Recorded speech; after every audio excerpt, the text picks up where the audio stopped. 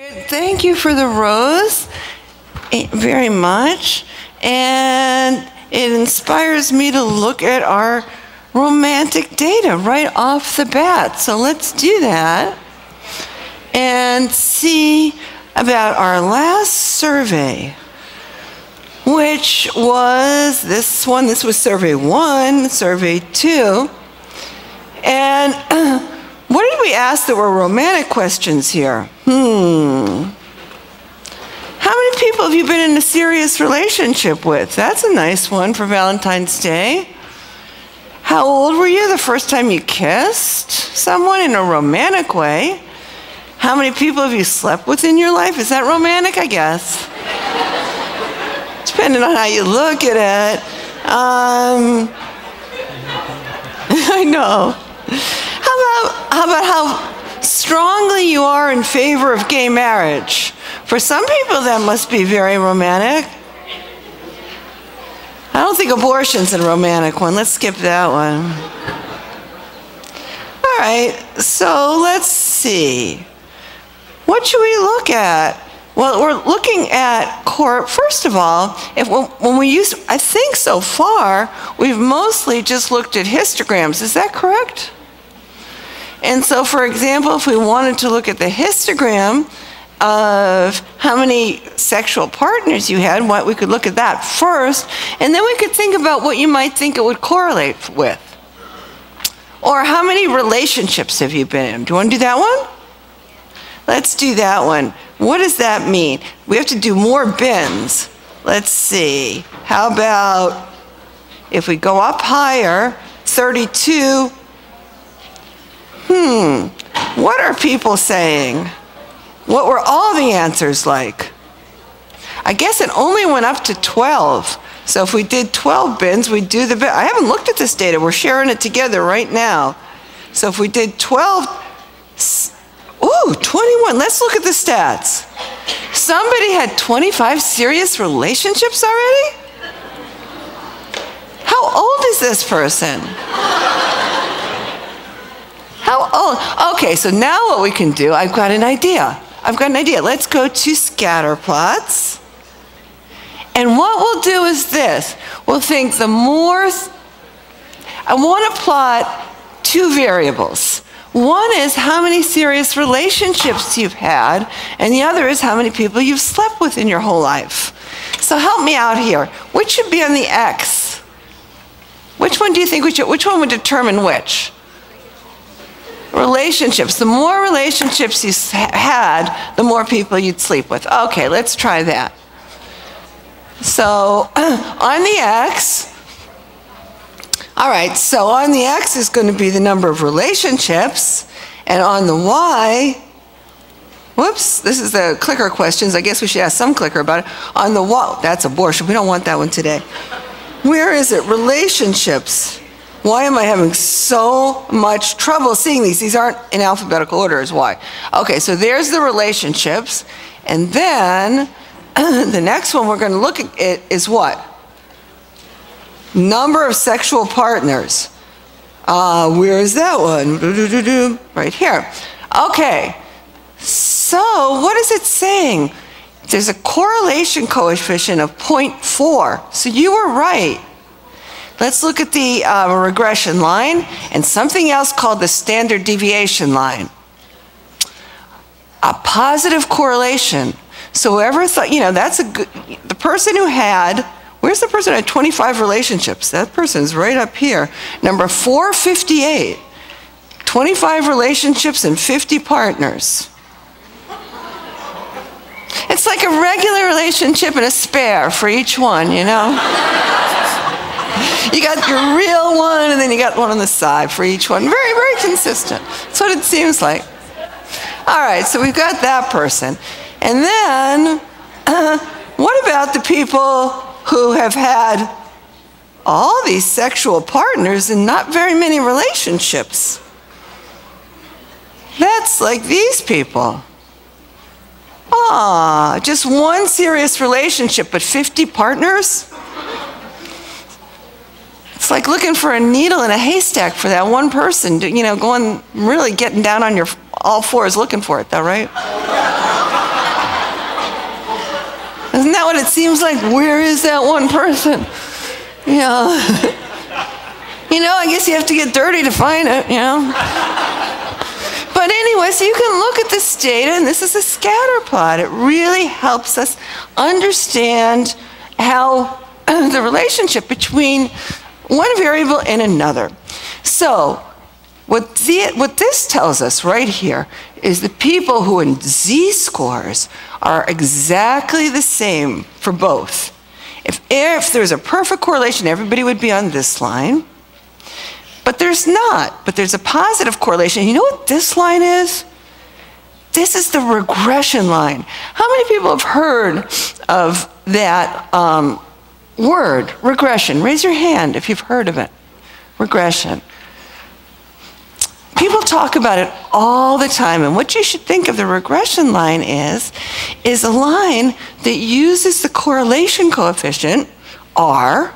It uses R in the regression line to help you estimate one variable from the other. And I'll show you how it works on this data. Let's get rid of let's clean up the data, and what we can do is we can look at everybody. We can divide this up into columns. We'll do what's called a regressogram. But I need a lot more columns. I want one column for each one of your answers. Does that do it pretty well? Yeah, that looks pretty good. So, for the people who had 0 relationships. A lot of you have not had a serious relationship yet. A lot of you haven't. And some of you, let me show you, this isn't just one person here. I have to show you what's called some jitter here. And where can I find that jitter? Right here. See, there's a whole lot of people who answered 0 relationships and 0 people they slept with. That's consistent. There's a whole lot of people there. But there's people who had serious relationship who, as we saw, went all the way up to 22. And what the regression line does is it picks out the average. So if I wanted to estimate, a whole bunch of you never had a serious relationship. Some of you have not slept with anybody. Some of you have slept with as many as 25 people, right? So I want to figure out what would be my best estimate for somebody who has had 0 relationships. What would be my best estimate for how many people they've slept with? Well, I wouldn't take the very bottom group of people, even though there's a lot of them, it's 0. And I wouldn't take the very top person. My best guess would be what? What do you think? The average. Yeah, the average of all those people. Now that horizontal line right there is the average. It doesn't look like the average, because it's not that you'd think the average would be halfway here, but it really is the average, because look how many people had 0s here. Look how many average people had 0s. So it's pulled way down here, and 1 is the average for them. Similarly, let's look at people here who had, I didn't divide these bins up so good. Maybe I should, I'm so sorry. I think I should have, like maybe, I'm going to try if I do 35. If each column will have its own little, okay. So now, here's the people who had 1 relationship. And you see how their average is a little bit higher? There are people who had 1 relationship who go all the way up to 50. And I hope he found that 1 relationship and is able to stop, him or her. I hope that was it, you know? Now he found that 1 person. And there, but a lot of people, you know, are way down here. So what does that mean? That they found the 1 person, but they haven't slept with him yet, right? The people who are 0 are in a serious relationship, but are waiting. And then there's ones that have slept with 1 person, 2 persons, and you take the average there. And same all the way up. Now what happens like here? 5 serious relationships, and they're all over the map here, and you can see probably better, there's the average. Of everybody in this class who's had 5 serious relationships, the average number of people they've slept with looks to be about 10. And if there's only one point, well, there's only one average. Now, what the SD line, what the regression line does, is the best fit through all those little horizontal averages. You can't fit every one of them. If you could, that would be great, but usually you can't. It's the best fit through them. And that's very different than the SD line, which is always steeper. So that's the basic idea there. All right, so should we go back to the notebook? Or before we go, do you want to look at anything else that we have here while we're up here? Any other relationships? I don't mean relation, I mean any other two variables, not like any particular relationship. Yes, in the back? People what?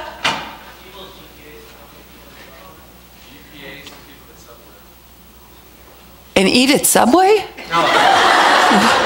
GPA. Oh, how many people you slept with? Oh, okay. All right, sure. So, how many, the number of sexual partners, which is going to predict which? Do you want the number of sexual partners to, that's a perfect correlation, number of sexual partners predicts your number of sexual partners. But you want it to predict GPA or vice versa? The more people you sleep with, the higher your GPA or the lower? Oh, you can't really see. What is that telling us? It's a slightly positive. It's just 0.1, but it's really not much of anything. Or is it slightly negative? I can't even, it's slightly negative. It's slightly negative. I can see if I put this regression line in. Yeah, slightly negative. That means that the more people you sleep with, you have a slightly, on the average, people have a lower GPA, on the average. You know, there's that's a person who's doing very well in both, but, I mean, very high in both. But. There's a person who's a poor person, 0 and 0. Rough life. Yeah, maybe transfer to a different school.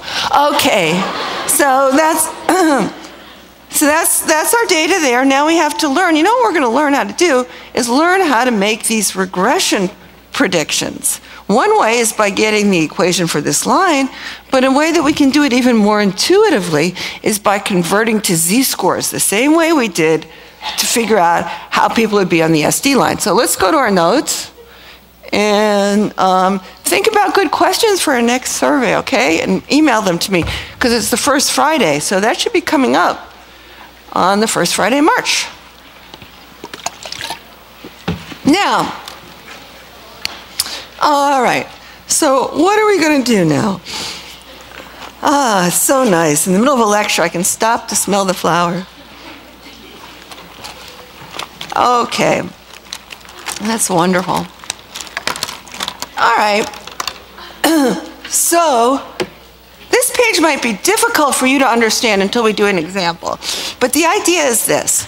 If there's a perfect correlation, R equals 1 or negative 1, then we can perfectly predict Y from X.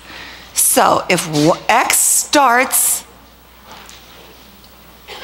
if F starts at the average, I'll draw a little graph here. Let's say, I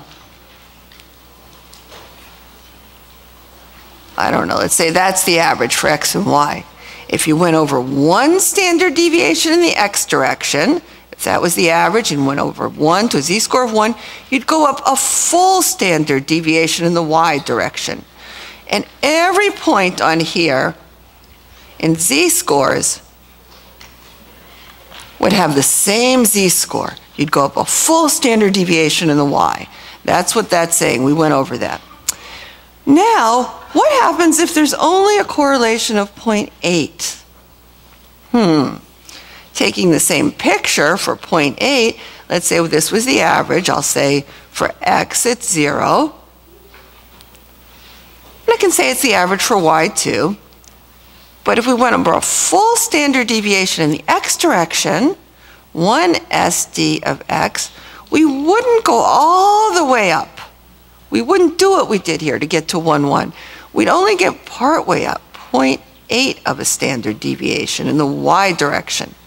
Like if here was the full standard deviation, we wouldn't go that far. We'd only go up 0.8 of the way. We wouldn't go the full way. If there's a perfect correlation, we go the full way, and R would be 1. And the SD, just to show you, the SD of the standard deviation line, this is rise over run. So if you go 1 standard deviation in the x direction, you rise up 1 standard deviation in the y direction. And that's what, if the point of averages was right there, 0, 0, and we went 1 in the x direction, 1 standard deviation. I'm just giving you the concept of it without any numbers. So if you went 1, that would, and 1 in the y, this would be 1 standard deviation in the y, and this is 1 standard deviation in the x. You'd get to this point, which is 1, 1. But if R is anything for the regression line, and this is the SD line, all the points are on here. But let's say R is equal to 0.8. That's what we just did. We wouldn't, if R was equal to 0.8, the points wouldn't all be in a line. There'd be some scatter. Sure, there'd be the people who are on the SD line. Sure, there'd be these people who are exactly the same in both. You're always going to have them. But there's going to be a lot of other people, too, who aren't. There's going to be scatter. And what this is telling us, oh, we have guests.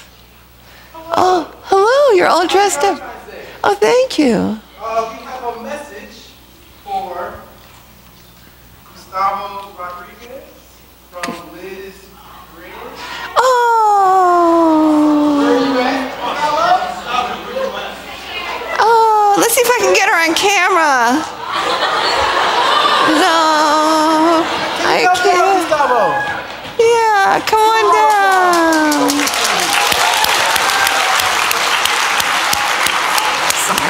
That's okay.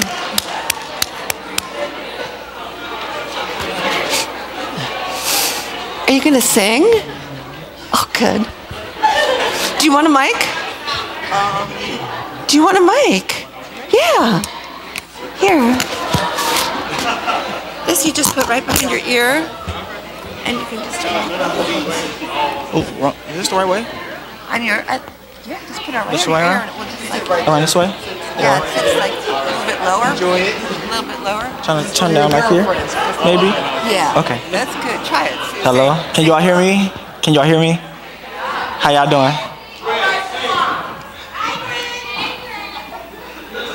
Somebody know me in this class. Just call my name. All right. Y'all ready? All right.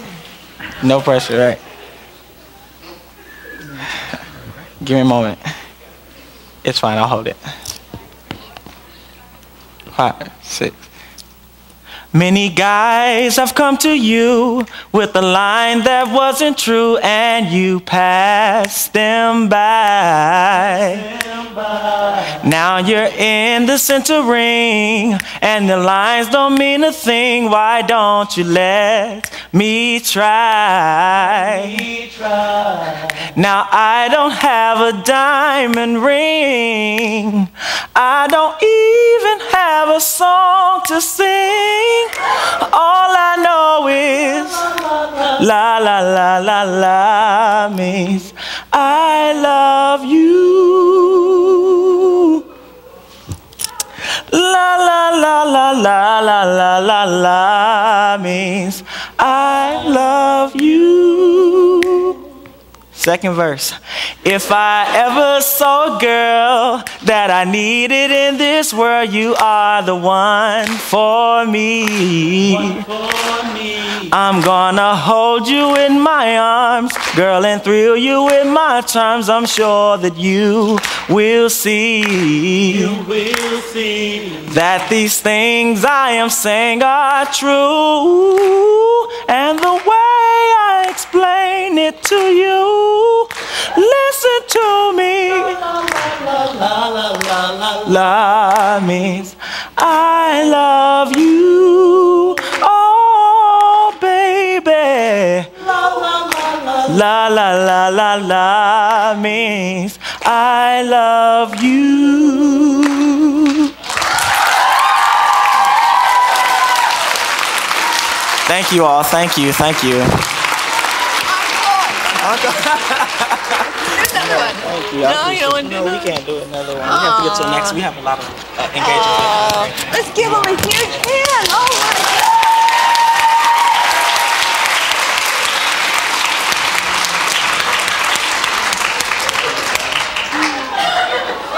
Oh, wow.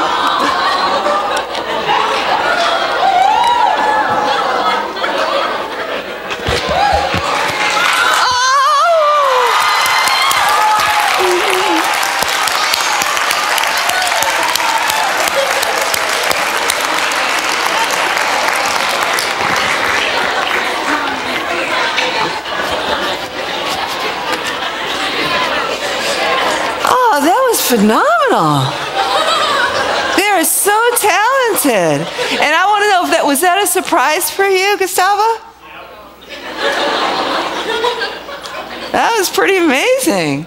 What a nice break. All right, now we should get back to, I know, it's difficult, isn't it? So why don't we just, after that, I think we just have to skip to an example, okay? And you'll get this. You'll get this.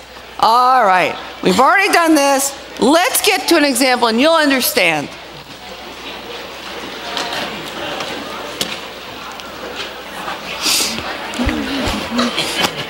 That made me happy. All right, now, so last time we had the same data, our height and weight data, and we looked at it, I think it was in chapter 6, so correct that, and we looked at it as if it was, gotta get this right there. We looked at it as if, for the SD line, we wanted to know all the people who are 71, 65, and 62, how heavy would they be if they were just as heavy as they are tall? They were on the SD line. I don't know if you remember that, but that's what we did last time. We can take a quick look back just for a moment to refresh your memory on that. And we saw right here that the way that we figured that out was we looked at these people, and they were all in the SD line, and they said, oh, they would have the same z-scores.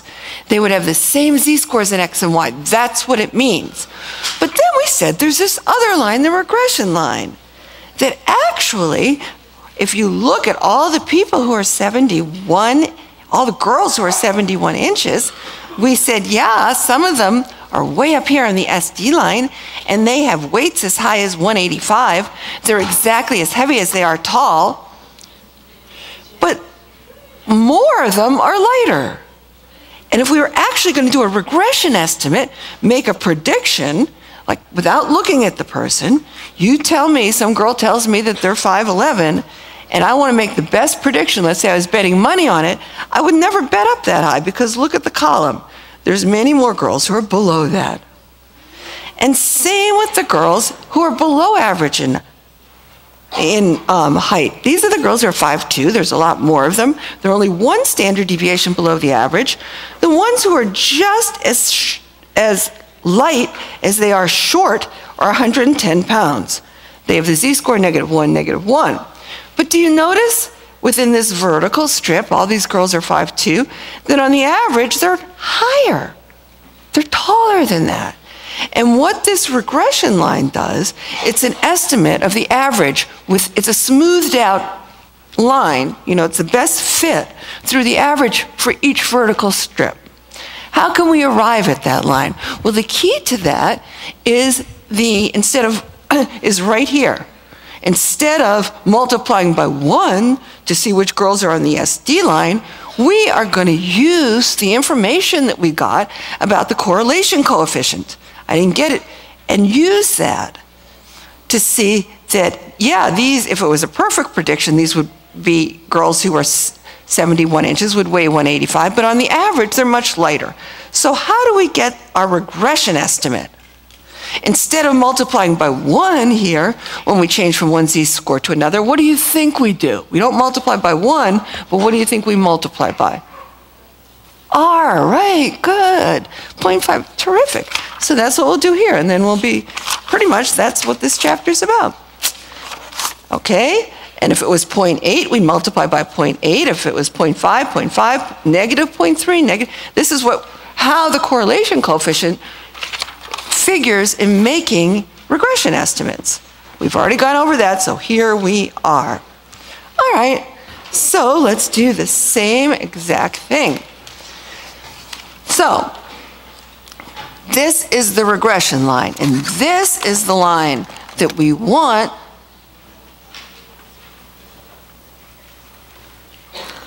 this is the best prediction for x, for y given x. All right, so now let's do it, the same exact thing. So here we are at 71 inches, and the very first thing that we have to do to get from inches to weight, we can't go directly, we're going to have to go through what? You tell me, what? Z-scores. So we're going to get the Z for height and the Z for weight. And we did that already, we can do it again. We're just going to say 71 minus what? The average, which is 65, divided by the standard deviation, which is 3, and we get 2.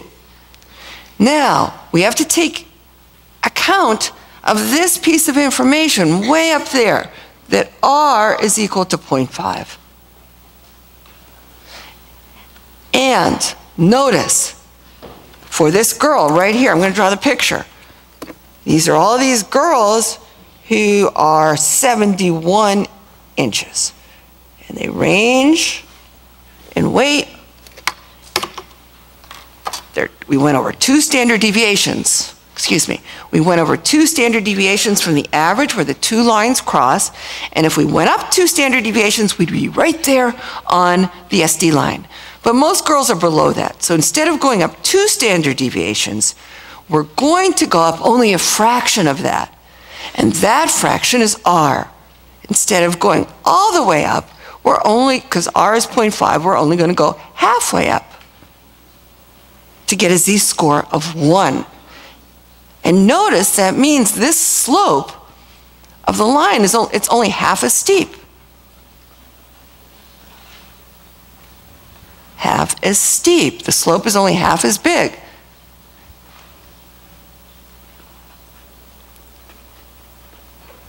If R was 0.9, it would be 90% as steep. All right, so this we already have that, but this is the girl we want. This was 185. Our best estimate's going to be less than that. Let's see what it is. What is it? Well, we start at the average here, 135 pounds. And this tells us that we are not 1 pound above average, but 1 what? Standard deviation, which is 25 pounds. So that tells us that our best guess right here for somebody who's 71 inches is not way up here at 185 pounds, but down here at 160 pounds. That's where the average girl who is 71 inches tall in our class weighs that. Does that make sense? And that's called doing a regression estimate. We're using this R value. So let's do how about the 62-inch girls? There's a lot more of them. They're only 1 standard deviation below average. They're all in this column. And last time we saw the SD line is this steeper one, and the regression line is flatter, always flatter. Look how I spelled flatter. I'm so sorry. Regression line is flatter.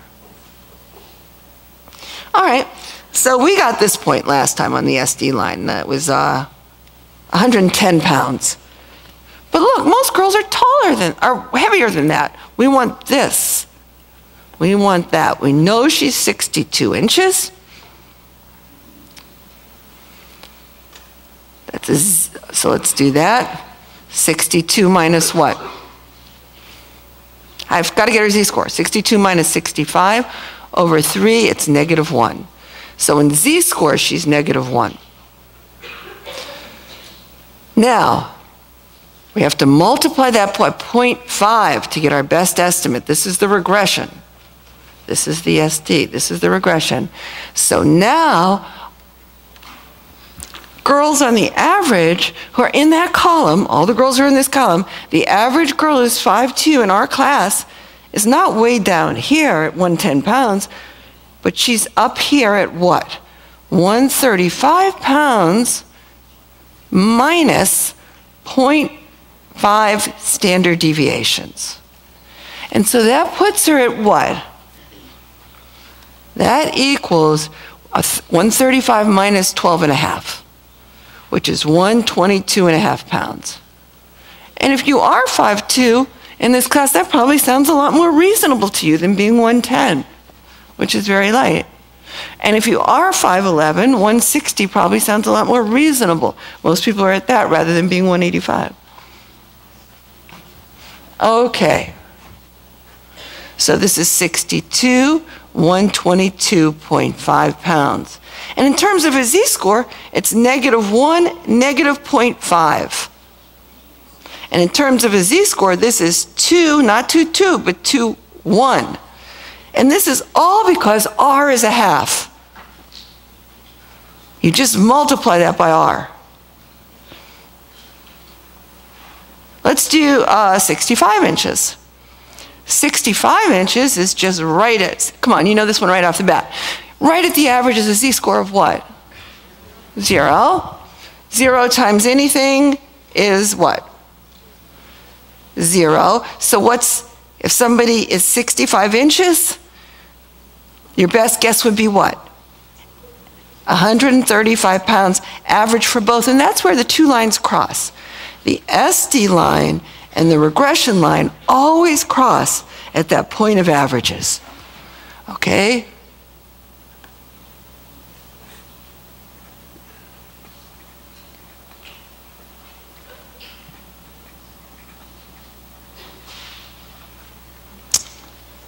All right, I'm wondering if this Iclicker, if we've learned enough to do this Iclicker question that I have up here. I'm going to try it just to see if we've learned enough yet. I can't remember what it looks like. So I'm going to go over to the PC. Get out your Iclickers.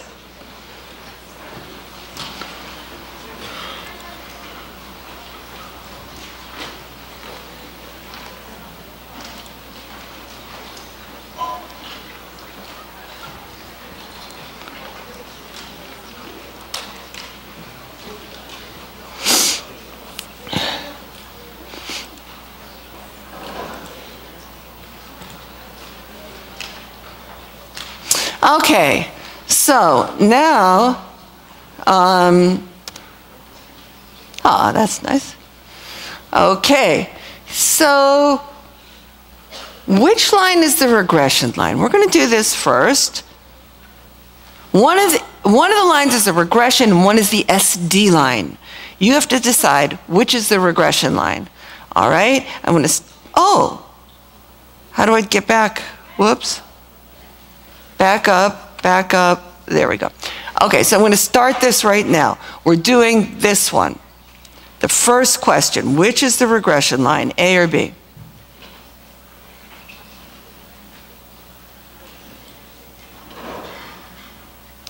One is the regression and one is the standard deviation line. Remember, the regression line is always what? Flatter.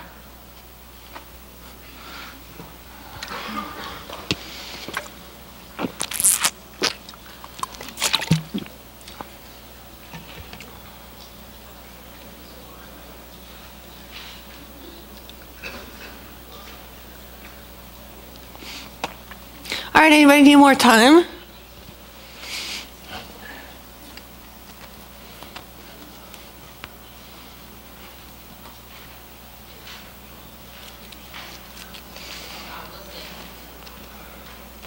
Okay, we'll stop it.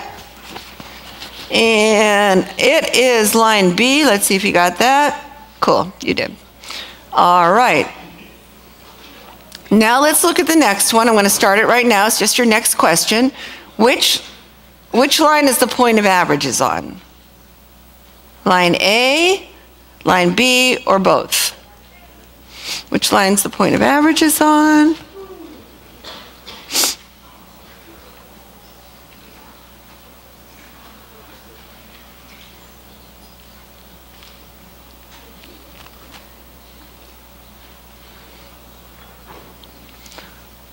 Now I'm curious what, because your name's Gustavo, right? I'm curious, yeah, the Valentine boy, right? I'm curious what you're going to do tonight. What's your big...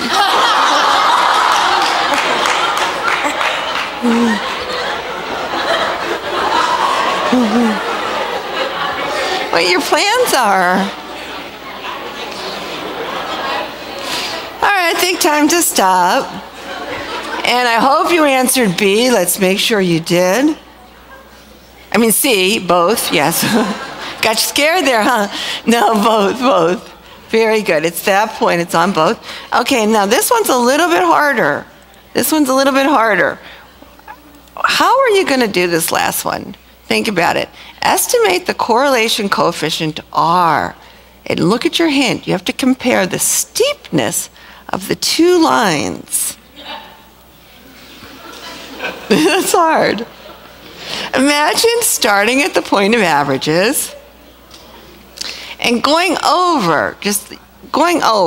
I don't care how many standard deviations. Let's just say pretend this was 1. If you went all the way up and they were the same line, it would be a correlation coefficient of 1. How far, what fraction of the way is B on your way to A? You know what I mean? Rise over run. Whatever run you do, how far do you rise up? Compare. If A was 1, how far, what fraction of the way does it take you to get to B? That's what I want you to guess. So let's stop it. This is a hard question, and we'll see what you said. Everybody vote? I'm very curious what you said here. Most people said C. I would too. Some people said, C is right. Let's look at the next slide and you'll see why. If you go to the next slide and look at this. Think about it this way. There's a beautiful slide here. Thank you for doing that. You go over whatever. You're just making a right triangle. Slope is rise over run. So you want to see what fraction of the way, comparing those two steepnesses, what fraction of the way how steep B is compared to A. So do you see how it looks to me as 0.55. Do you understand? If the correlation coefficient was only 0.1, B would be a very flat line, almost just a slight incline. If the correlation coefficient was 0.9, a very strong correlation, B would be almost as uphill as A, almost. If it was negative, it would be the same thing, but going downhill. So this do you see why it looks like about 0.5? Those who chose 0.25, you're thinking of a much more gradual slope here. And if you say that the correlation, the slope of the ST line is 1 over 1 in z-scores, or standard deviation of y over standard deviation of x, then the slope of the regression line is not as steep as that. It's R. If it was in z-scores, it would be R. If it wasn't in z-scores, it would be R times the standard deviation of the y, R, just a fraction of that, like half of the standard deviation of the y over the standard deviation of x. All right, so let's go back to the overhead. Questions on this? So people did very well on that, by the way. And let's go back to I'm very pleased, to the document camera. And now we're going to look at just doing these regression estimates with exam scores.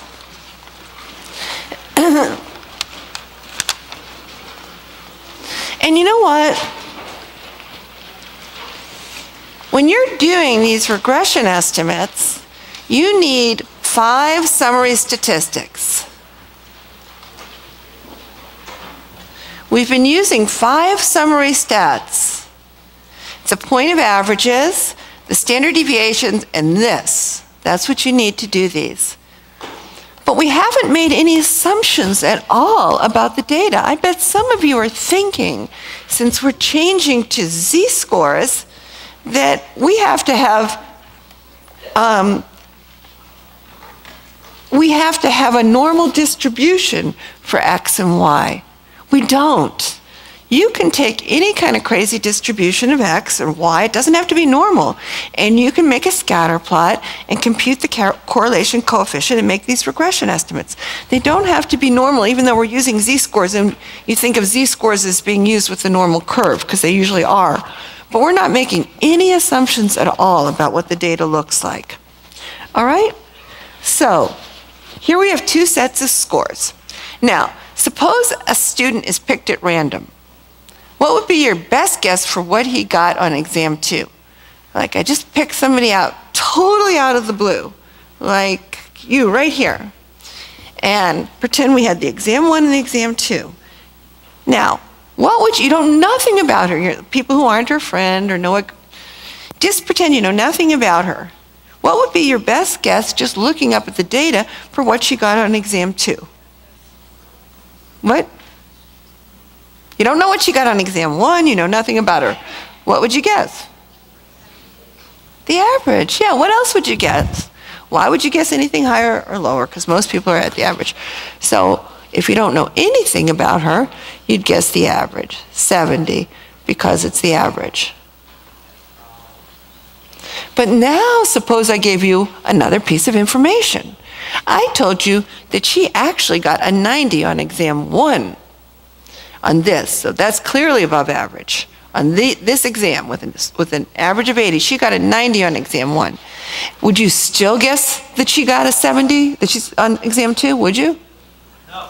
No. Why? Because it's a positive correlation, which means that people who are above average on one tend to be above average on the other. So you would guess higher. Wouldn't you just intuitively guess higher, everyone? Yeah. And if I told you she got a 40, wouldn't you guess lower intuitively? Because you know they're related in a positive way, linear relationship. So what would be your best guess? Well, we know how to do this now. We can't just say, oh, about, oh, I don't know, just higher. We know how to do this. And how we do it is we can start at the exam 1 score, and we want to get to the exam 2, but we know that we have to first go through what? We can't go directly from there to there. They have different averages and standard deviations. What do we have to go through first? Z-scores. So we have to go through the Z-score for exam 1, and then the Z-score for exam 2. Okay? So let's start here at exam 1. And the score is what? 90. So we have to change it to a Z-score, so what are we going to do? Minus 80 and divide by 10. So there's 1. Does that mean I'm going to give her a 1 here? If there was a perfect correlation, but now I have to add what's going to separate these two. What's going to separate them is R. And R here is 0.6. So what we have to do is and notice how R, if it was 1, she'd have the same Z-score, but anything else, she's going to get closer to the average than she did here. Because we have uncertainty. And so more people are at the average. So what our best guess is always a mixture of her Z-score and some mixing in of the average, lowering her towards the average. So this is a Z-score of 0.6. So now we want to change that to an exam score, so we start at the average for the exam score. So what should I write here? 80 or 70? I want to say, okay, exam. This is her z-score, but I want to start at 70. That's the average. Isn't that the average right here for exam 2? I don't want to start at 80. We're at exam 2. So I say plus 0.6, and not 70.6, but 0.6 of a standard deviation. Now, what do I want to put in here? Which standard deviation? 10 or 15? Which one? 15, because we're at exam 2 here. So does that make sense to everybody? So my best guess for her is 79. All right? Now let's try this one. A student got a 65 on exam 1. 65, let's follow the same pattern. So what would we do that now? 65, what would we do? Minus, you tell me. Minus 80. Divided by? 10.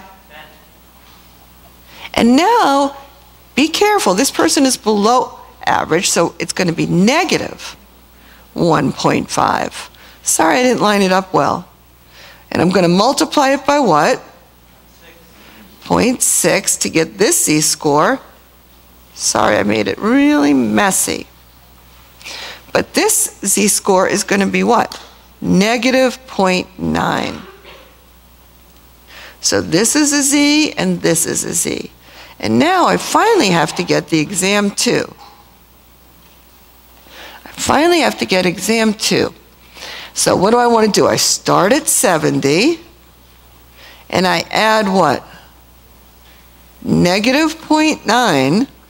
And am I done? Did the person get a 69.1? No. I have to multiply this by what? The SD, which is 15. So I have to subtract from there. Oh, what do I have to subtract? 13.5, correct? Isn't that right? 13.5 from 70 will give me a 56.5. Now, some of you are probably looking at that and thinking, wait a minute. You said that it's going to bring her this person closer to the average. Their z-score, look at this is one z-score and that's the other. This is a better z-score than that. It's closer to the average. This is really far below average. Isn't this a better z-score? Isn't it? So why did she end up with a worse score? She started with a 65 and ends up with a worse score. Did we make a mistake?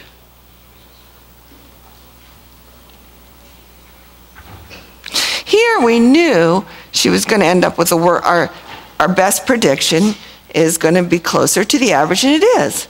So can somebody help me out here? Did I make a mistake, or why? Is this really closer to the average? Is this a better score? This is certainly a better score. Did I make a mistake in here? You see what's happening? This is a better score relative to everybody else. Do you see how the average is much lower here? So this really is a better score, even though it looks worse on an absolute scale. All right, let's turn the page, and I apologize for that being messy. I'm going to start being neat now.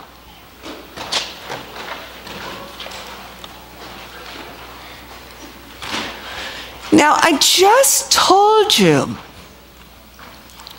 that you don't have to have a normal distribution for either variable to do a regression estimate. You don't. But if you happen to have a normal distribution, there's an added advantage in that you can do percentile regression estimates. Without knowing averages or standard deviations or anything, if there's a normal distribution, then the percentile will tell you exactly where on the distribution somebody is, say for an SAT in math. And if you knew the correlation coefficient, then you could make a regression estimate predicting where that person would be on what percentile they would be in their verbal.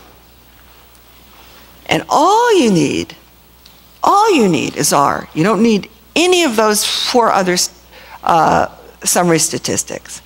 So regression estimates for percentiles, you can only do these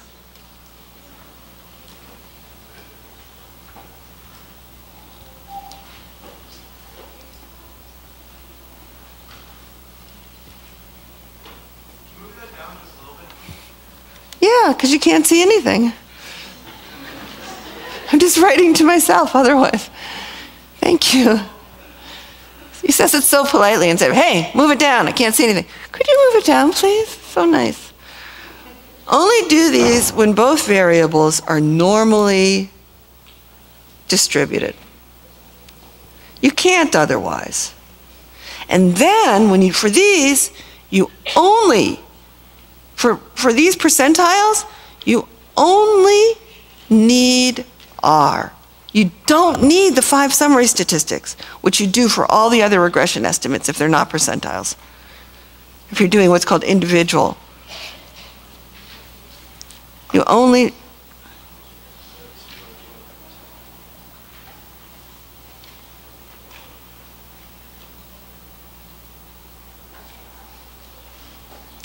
Okay, so you'll see why.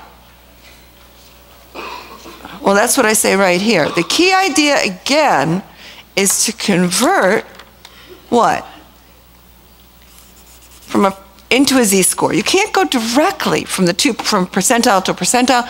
You have to go through the z-scores. And doesn't this sound familiar to you? From what we worked with before with z-scores, converting z-scores to percentiles? Okay, so here's z and z. So, how are we going to do this? Suppose somebody was at the 80th percentile on their math, and you wanted to make a guess about how well they're going to do on their verbal, and you knew that the correlation coefficient between the 2 sets of scores is 0.6. What would be your best guess? Well, if R was equal to 1, then the answer would be the 80th percentile. 80th would line up with 80th. If R was equal to 0, if we knew nothing, then our best guess would be the average, or the 50th percentile.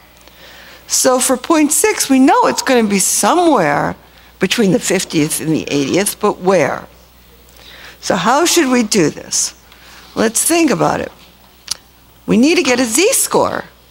So what chart are we going to use?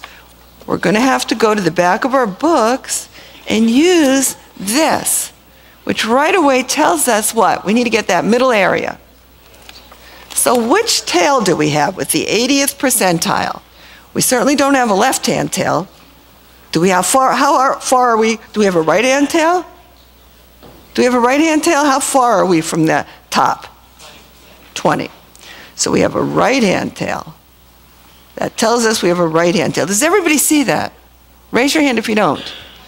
Where 80th percentile means you're 80% better than higher than everybody else. 80%. We've got this tail.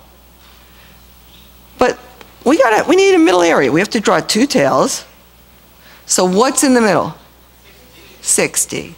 Very good. You seem to understand this. So we have to get z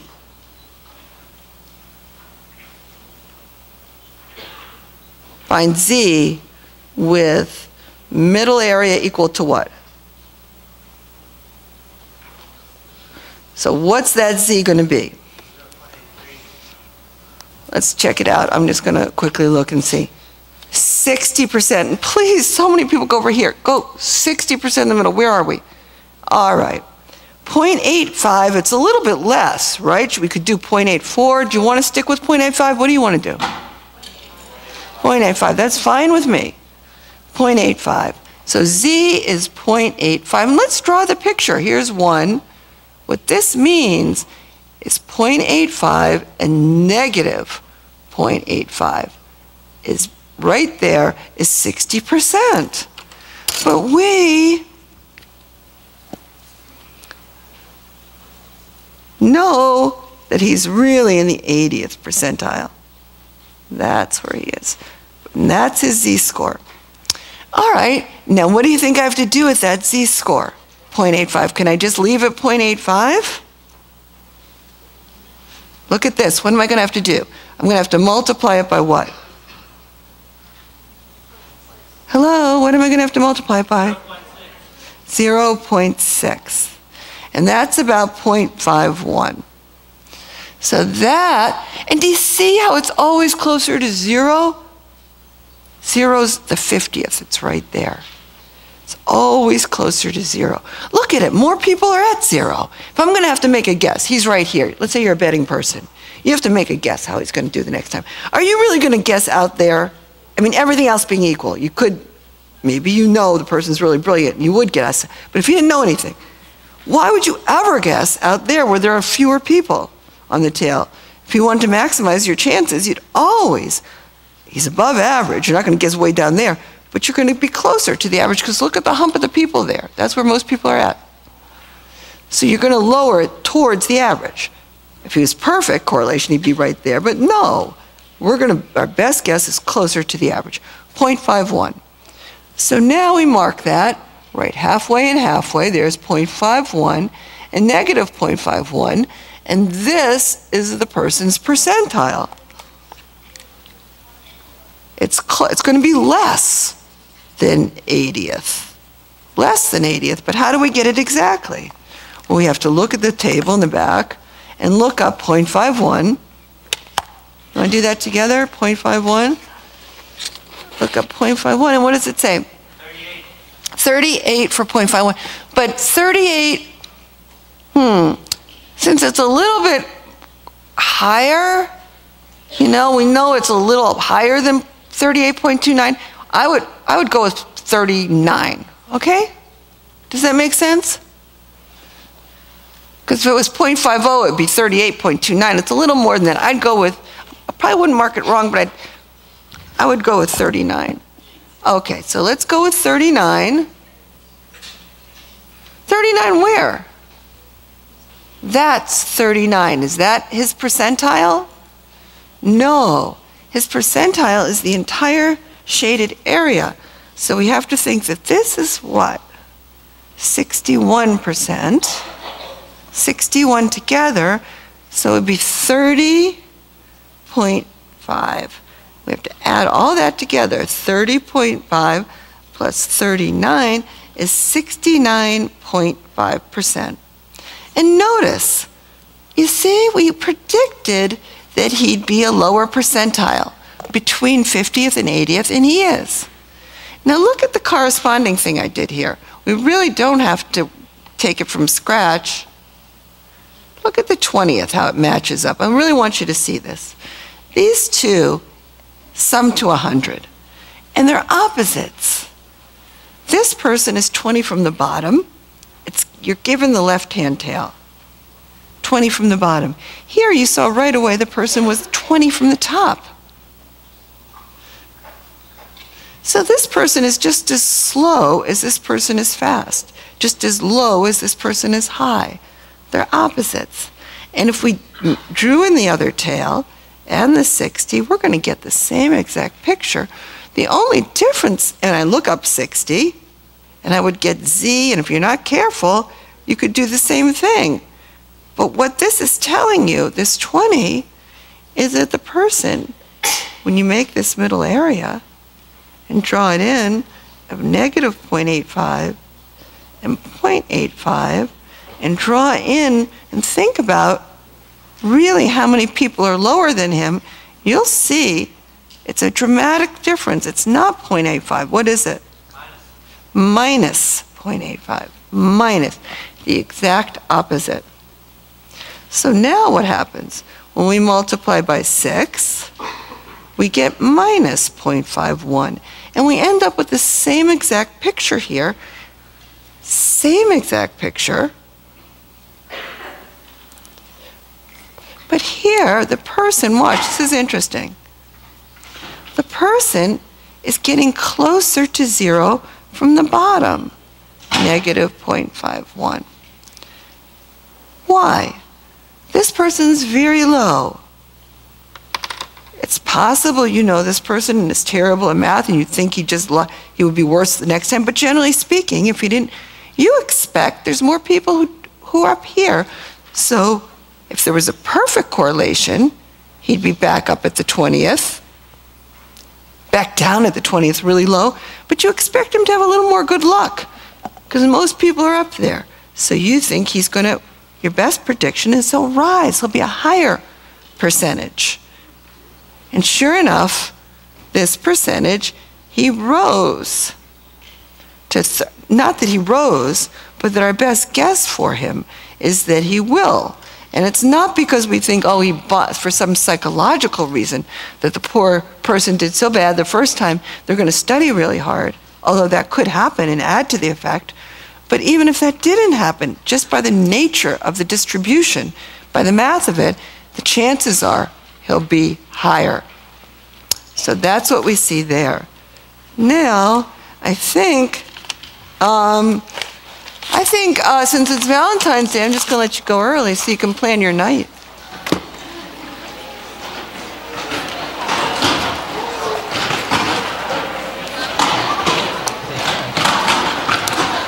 So the last time I saw you was Valentine's Day. That was a fun class. I like that.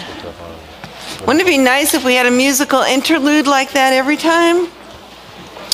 So what we're going to do today is finish up this chapter and then hopefully finish the next one. So let's look at what we are, here, let's zoom in here. And we were talking about regression estimates. And let's look at the top of the page here. I'm going to hold on until everybody gets settled.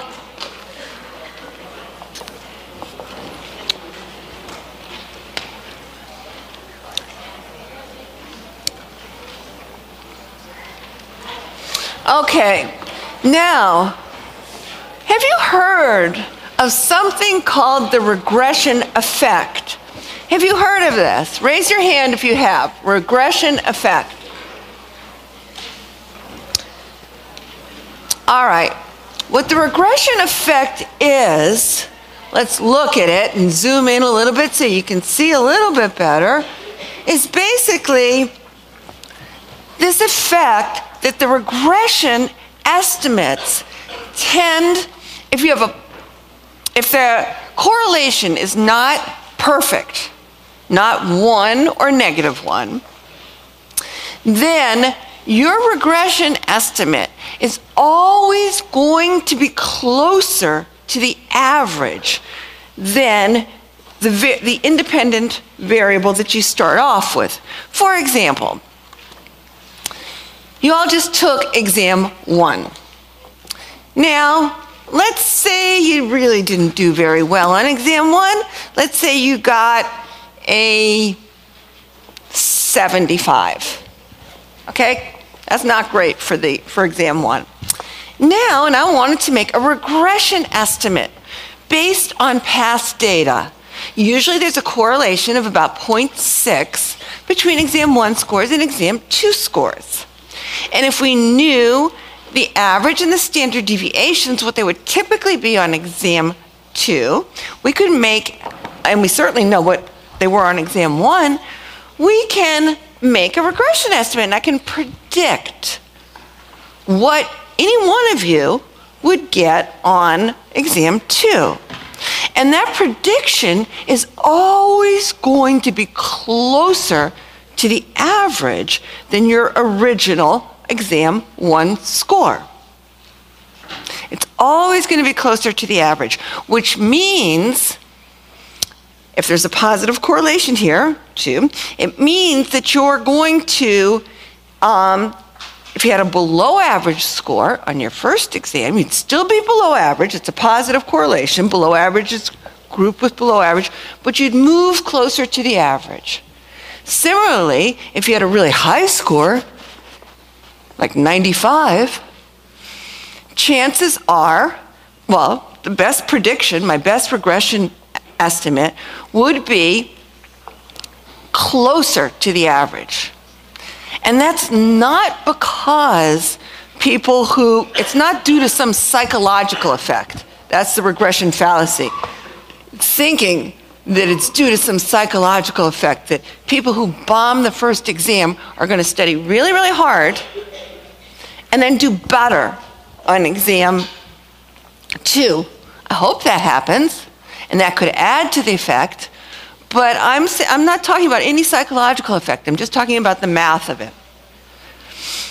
And you can see that. Why? You can see that how this regression effect happens when we realize, when we look back at how we were doing these regression estimates. Watch. Let's turn back to page 94. So everybody go back to 94.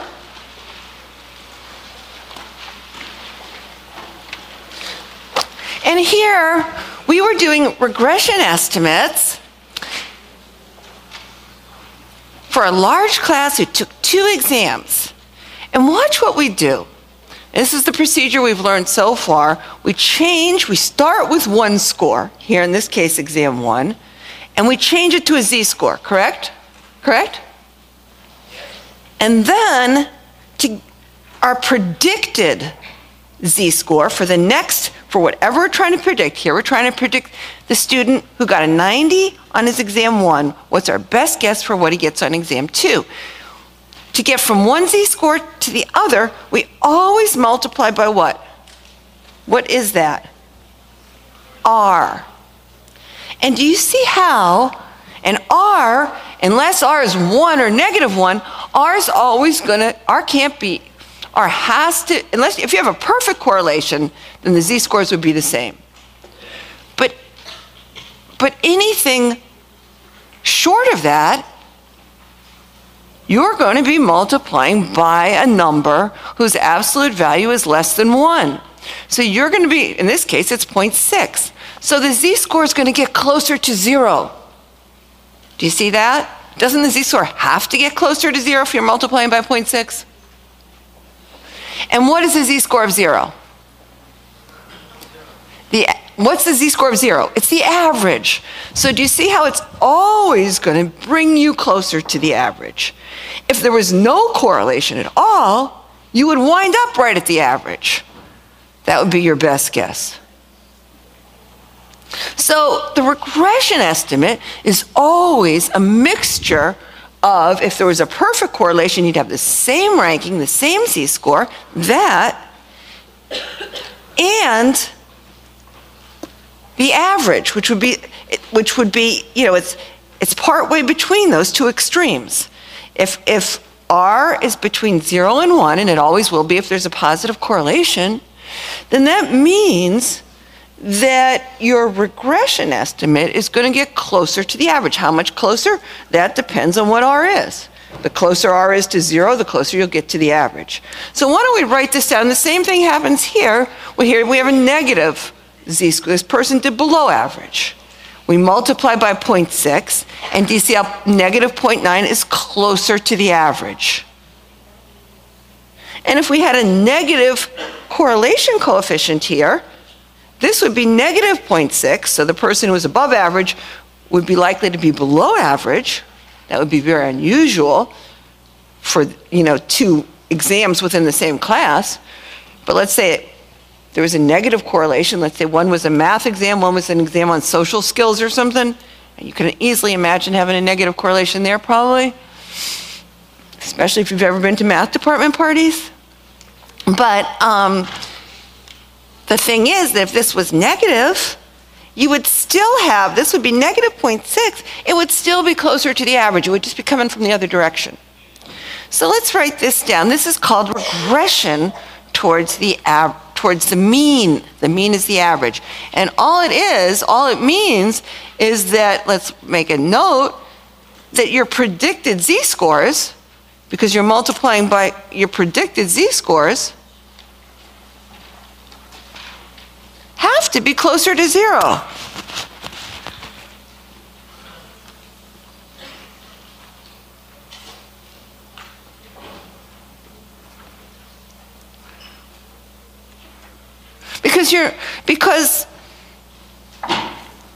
Because why? You're multiplying by R, and what? R,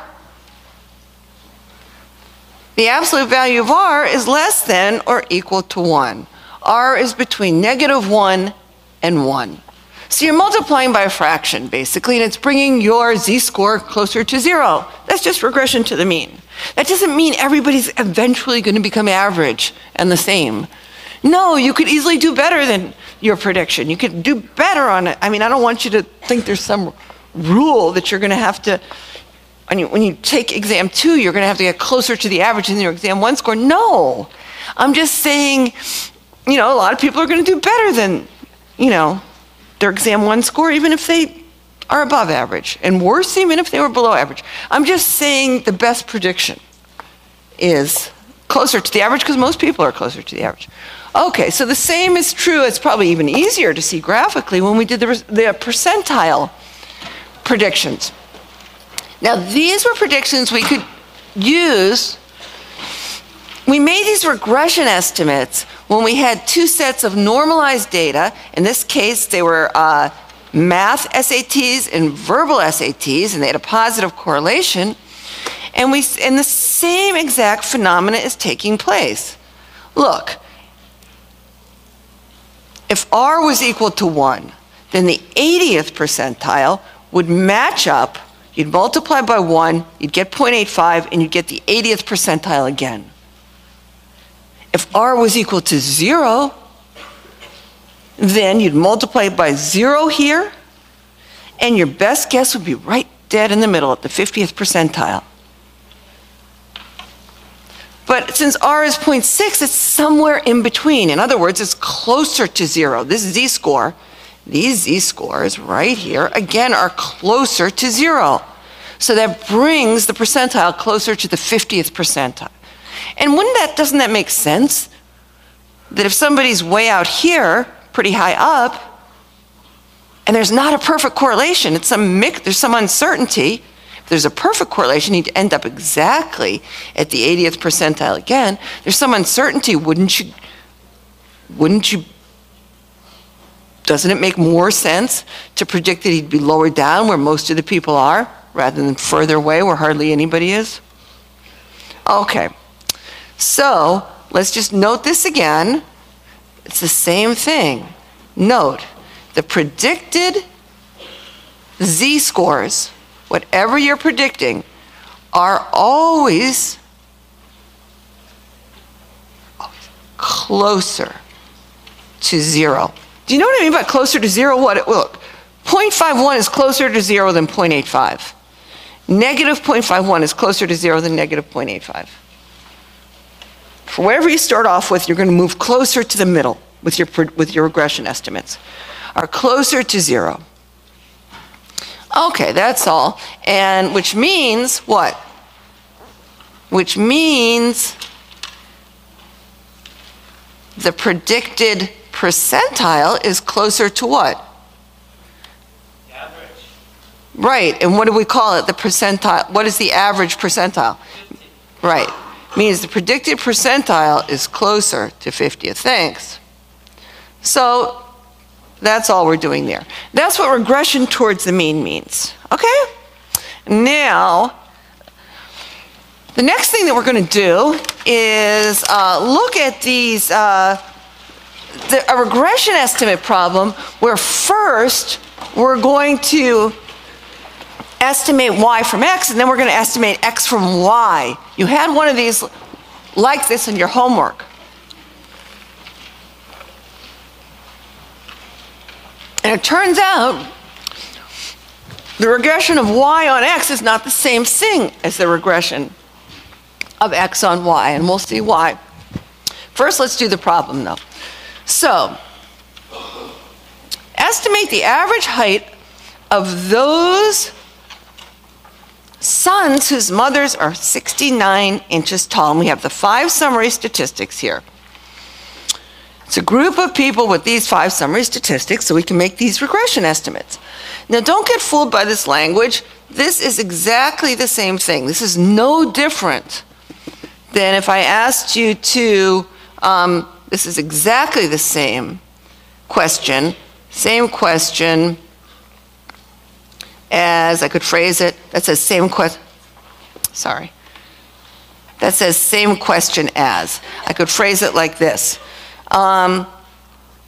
Predict the height of a son whose mom is 69 inches. It's the same thing. Because estimating the average height of all the sons is the way that you would make, whose mothers are 5'9", is exactly the way that you would make an individual prediction for a particular son of a particular mother. Okay, so now how do we do this? Well, here it just tells you what you need to do. You start with what you know, 69 inches. You're starting with the mom's height. And it's 69 inches, and we want to end up with the son's height.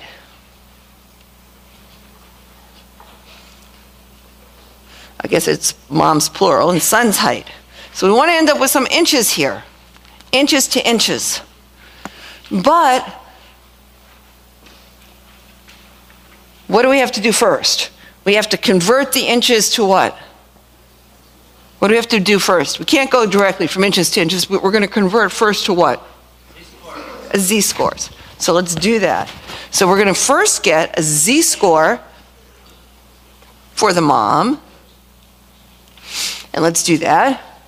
So we'll subtract off the average, which is 65 inches, and divide by the standard deviation of the mothers. And then we get 4/2. So the mom is 2. And 2 standard deviations above average. Now, we have to use this piece of information. Our regression estimate is always going to be closer to the average because we're going to be multiplying by a fraction here. So we're going to multiply times 0.5, and that is going to give us the Z-score for the son. So we do that, multiply by 0.5, and then we get the Z-score for the son is 1. So basically, moms are on this side, sons are on this side, and this is what relates them. Now, we have the Z-score is 1. Now, the best way to think about this is instead of solving, doing a, I don't like when people use this formula again backwards, solve, because you know the Z-score, I guess would be Z, and then you know the, and now you would be solving, and you know the average, you know the standard deviation, and you'd solve for the value with these statistics here, the ones for the son.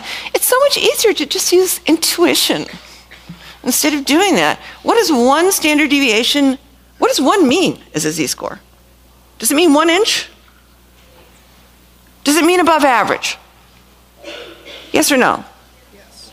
Means above average. So just start at the average. We want inches. This is not inches. This is not inches. This is at standard units. We want inches. Just start at the average. So what is the average for sons? Look up here. What is the average for sons? 69 inches. Okay, now, if he had a Z-score of 0, he'd be right there. But he has a Z-score of 1, so he's above average. So add 1. But that is not 1 inch. Do you know what that 1 means? It means 1 what? 1 standard deviation. That's what it means. A Z-score, it tells you how many standard deviations you are above or below average. So this is 1 times the standard deviation. Now, we're at sons here, so what standard deviation do you think we're going to put in here, 3 or 2? We're at son's height, son's average, son's standard deviation. So what is the son's standard deviation? 3. So this just tells you right away, you should just be able to intuitively say, if the standard deviation is 3, he's 3 inches above average. That's what it means. And so it's 72 inches, which is 6 feet. So what we're saying is that typically speaking, there's not a perfect correlation, but in this population, mothers who are 5'9" have on the average sons who are 6 feet. Questions so far? Now it says, estimate the average height of those mothers whose sons are 72 inches.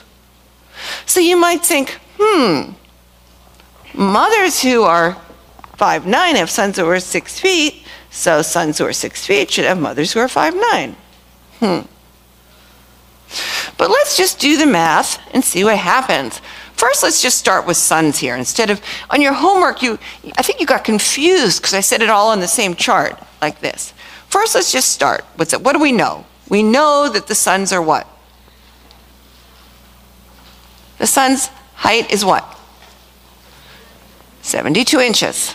And what do we want to do with that? Change it to a z-score. And then we're going to multiply by what? 0.5. And then we're going to get the other z-score for the moms. And then we'll get the mom's height. All right, so let's do it. So 72 inches to the z-score is going to be what? Subtract off the average for the sun, divide by the standard deviation, and sure enough, we get 1. Now, I'm always going to get something closer to the average, right? Closer to 0. I multiply by 0.5, and what do I get for the mom's z-score? Hello? 0.5. And that doesn't mean she's like a little mom, 0.5 inch. Cute little mom. It doesn't mean that. Mini mom. What does it mean? It means that she's actually above the average mom. So let's start with the average mom, which is what? 5'5". And then we're going to add 0.5, but it's not inches. It's 0.5 standard deviations for the mothers. So what do you think goes in there, 2 or 3? Be really careful. This is the mistake most people make. We're at mothers, so what should I put in here? We have 2 standard deviations. Which one goes with the mothers? 2. 2. So how tall are the mothers? 66 inches. We could have gone backwards this way like we did. We could have, on your homework, I think you might have gotten confused because I put it on the same chart. So it's just like, I don't know, how many of you know Hebrew? Because you read, in Hebrew you don't read from left to right. You read from right to left. So if you were doing this problem in a different language, the logic's exactly the same. We're just reading across this way. Is that how it is in Arabic as well? Yes. What other languages? Japanese. Japanese? Okay. So let's do it. I just want to show you it doesn't matter if you read across this way. So what would we do? We'd say 72. Do you see how you would get 1? 72 minus 69. Should I do it like this? 72 minus 69 over 3, that looks so weird. But you would get, that looks like -1. Don't do it that way.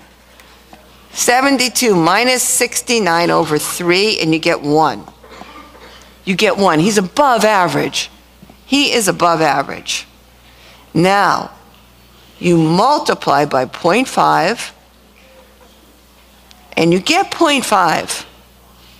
And we're right here, and it's the same thing, so that you start at the average, 65 inches plus 0.5 times 2, and what do we get?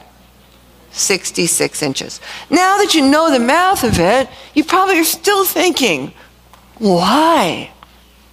Why? Yeah, I know the math works out, but do I really understand why it would be that way? Can I picture it in my head? You probably can't. So let me see if I can help you do that. The way that I think the best way to picture in your head, best way to picture anything before we even get into the specifics, for me at least, is to think of 2 extreme examples, the 2 opposite ends. One opposite end is when you have an absolute perfect correlation. If you have a perfect correlation, R equals 1. Let's say it looks like, and let's say you just have 1, 1, 2, 2, 3, 3, 4, 4, 5, 5. Okay? And I told you X, this is X and this is Y. I said X is 5. predict what y is. Well, you go right up here and you see y is 5. All right, that's your best prediction. Now if we go in the other direction, what if you start with y? 5. And your best and x, this is the y equals x line. So of course it's going to be the same and symmetrical either way. It doesn't matter. The regression of x on y is going to be exactly the same as the regression of y on x. It's y equals x. So if whatever one prediction is, it's going to be the other. It's total symmetry. But that is not what we have anywhere in the real world with any real world data, and certainly not with mother's heights and son's heights. You can't perfectly predict how tall my sons are looking at me. Okay, now, that's one extreme. Let's look at our other extreme. So there it does work. Your intuition does work. The regression of y on x is the same. But what if we go to the other extreme when r is 0? And let's think of an example where r is 0 that we're familiar with, that we've talked a lot about, and that was predicting maybe ACT scores from height. Should we do that? Yeah. Good, we'll do that one, ACT and height. So you have these little people down here that maybe are 4.5 feet. And you're going to have your really tall people up here who are what, 7.5 feet? Not very many of them. Most people are going to be in between. But the point is that you don't know anything. Just because somebody's tall or short, you don't know anything about their ACT scores. It's totally random. Is that correct?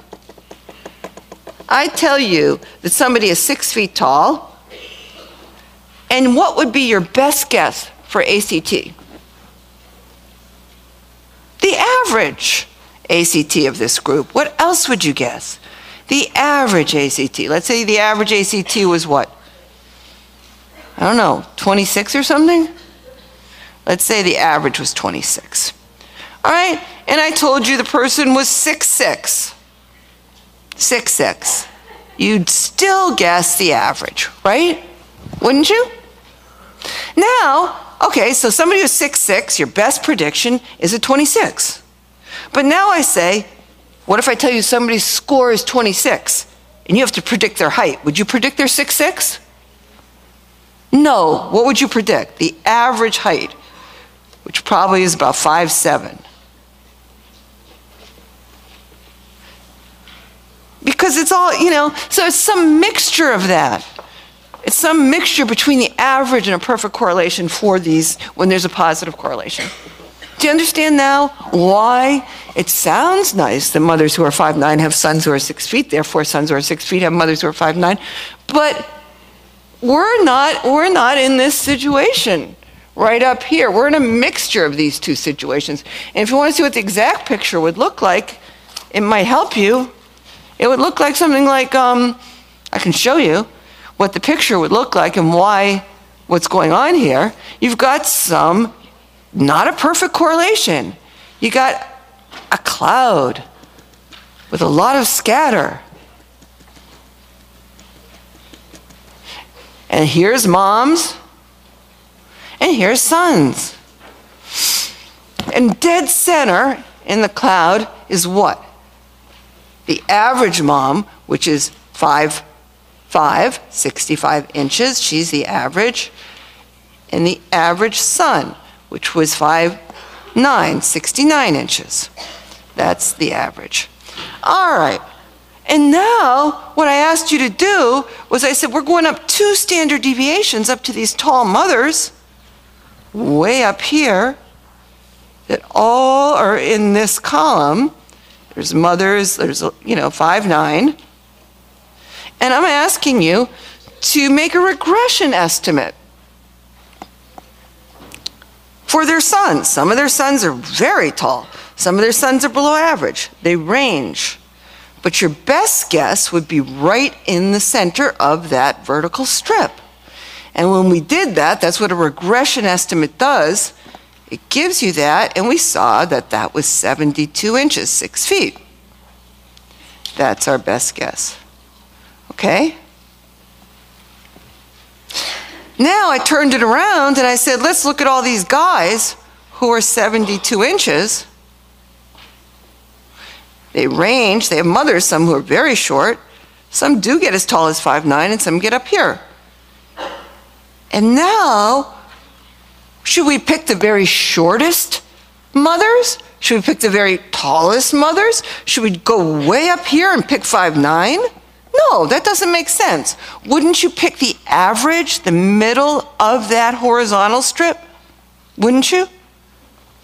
Which would be right about here, towards the average. See, this is regression towards the average. And that is 66. So that's the idea of it, and you're going to see more. Later, we're going to learn another way to make these regression estimates. Instead of doing it through converting to z-scores, we are going to get the equation for this particular line, which is the regression line, and we'll see it's not the same when you're regressing, when you have x, when you're trying to predict y from x. It's not the same. You're going to have a whole different line when you switch the y and x axes. It would be a different line completely.